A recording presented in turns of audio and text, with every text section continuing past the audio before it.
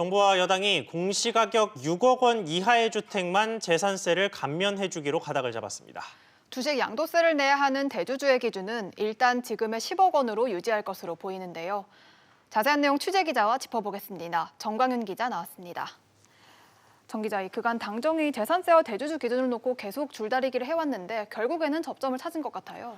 네, 그렇습니다. 여당은 여론을 의식해서 집주인과 주식 투자자들의 세부담을 낮춰주자는 입장이었고 정부는 반대해왔는데요. 결국 주식 투자자 세부담은 줄여주되 집에 대한 세금 감면엔 제한을 두는 쪽으로 당정이 하나씩 양보한 것으로 보입니다. 네, 이 재산세 감면과 관련해서는 여당이 양보한 이유가 뭘까요? 일단 여당은 재산세 감면 대상을 공시가격 9억 원 이하까지 넓히자고 주장해왔는데요. 정부와 청와대는 6억 원까지만 혜택을 줘야 한다는 입장이었습니다. 공시가격 9억 원이면 시가로 13억 원가량 되다 보니 중저가 주택으로 보기 힘들다는 게 이유인데요.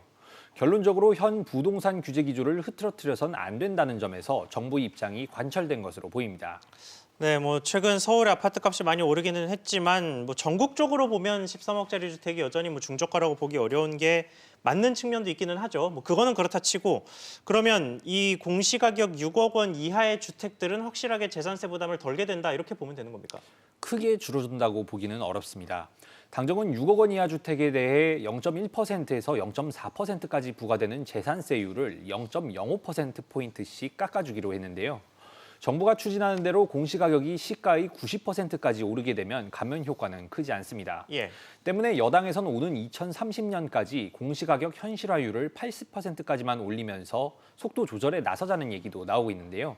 내년 4월에 재보궐선거를 의식한 것으로 보입니다. 이와 관련해 이번 주 안에 최종 결론이 발표될 것으로 예상됩니다. 네, 그리고 주식 양도세가 부과되는 대주주 기준과 관련해서는 이 여당의 입장이 받아들여진 건가요? 네, 그렇습니다. 현재 주식을 한 종목당 10억 원까지 보유하면 대주주로 분류되는데요.